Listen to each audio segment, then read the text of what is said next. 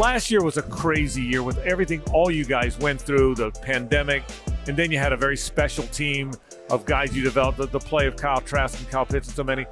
Look back, it was what a year that was, the ups, the downs, all of it, right? You know, I mean, the football part of it's one thing, which is always emotion. I mean, you got there, had an opportunity to win an SEC championship, falls short. I mean, all of that, the ups and downs of football, but then you put everything else in it. I mean, it was emotionally exhausting.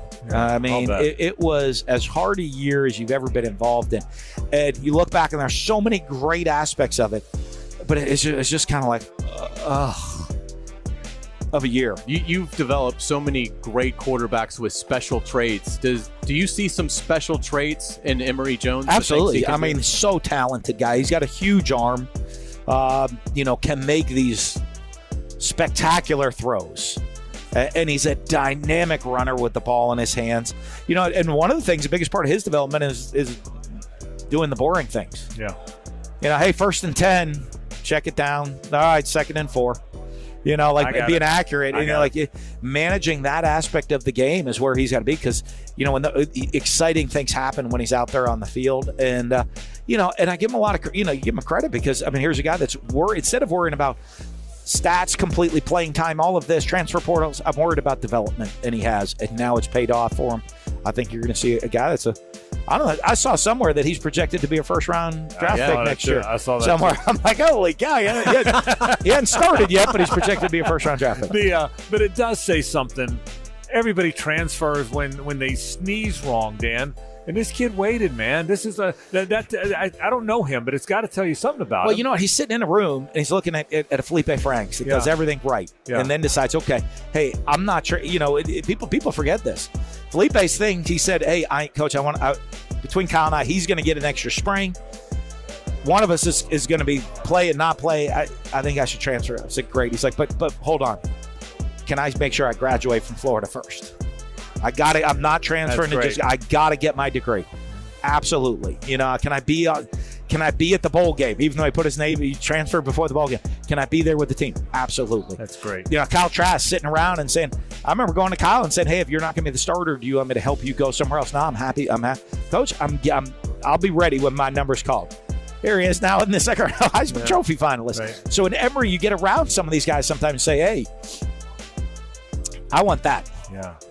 When my number's called, I'll be ready. I want a chance to be a Heisman finalist. I want to be a top draft pick.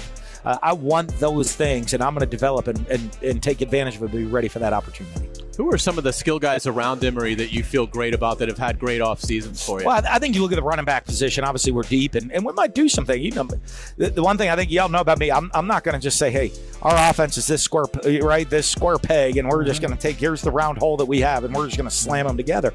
We're going to build around our players. So, you know, we have some depth and dynamic guys at running back. We're going to use them some more.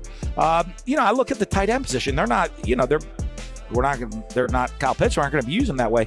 But if you look last year, Kamari Gamble and Keon Zipper, and I combine their numbers, they might have been second in the SEC behind Kyle Pitts in receptions and touchdowns. Right. You know, they put up some pretty good numbers. And so, you know, you have those guys. Now, the wideouts, you know, you're looking at, hey, Justin Shorter's back. Jacob Copeland's back. Like, oh, he's played for a while. You know, then now you start looking at, okay, Xavier Henderson. Boy, he played last year a bunch. You know, you look at these different guys that are out there, and it's not their first time playing or starting. And so that's what we get into. So I think there'll be some guys around him. I always laugh if last year's media days, I would have been answering the question, boy, you just sent 4 wide receivers to the NFL. How are you going to replace those 4? And we did okay throwing the ball last year. And so, you know, like we'll kind of fit what those guys do well this year. Dan, defensively, it was uncharacteristic. You guys struggled last year. You're very loyal to Todd Grantham. You made it clear, hey, the guy didn't just forget how to coach. Yeah. One tough year. How do you get that correct? Well, I think, you know what, if there was one thing, it'd be like, okay, if I could have just put my finger on one thing. I think there were a bunch of combination of things, right? And you could look at it almost game by game. That you could go pick out 3 or 4 games. We played great defensively last year. Right?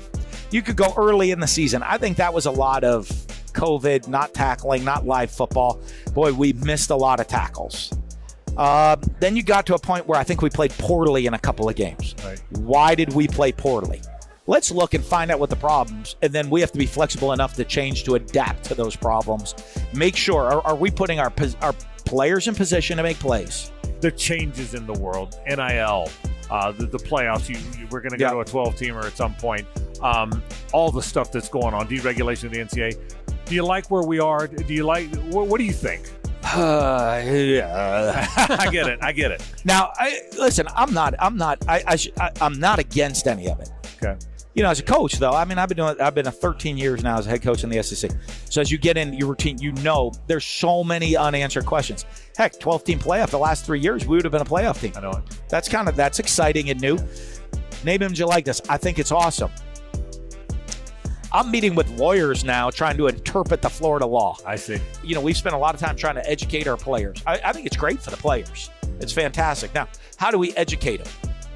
Okay? How do we get them to build their brand? How can they best monetize their brand and help themselves out? And I think it's fantastic. But how do we do it the right way, and how do we capitalize on it for them and educate them the best way to do it? And that's the challenge, because I don't know if anybody tells you they have all the answers right now. They don't, because I can get different interpretations from several different lawyers. This is a yes, this is a no. And the one thing we don't want to do is go, I don't want to be in court. You know, Right. I'm trying to coach some football. Right, I get it. You know what I'm saying? I know, I hear you. And we have a lot we have to work through. Dan Mullen, the terrific coach at Florida, 3 fantastic years. Good luck this year. I think it's going to be another fun year. Thanks for stopping Will by. be great to see y'all. Thanks, great. everybody. Go Okay. Gators.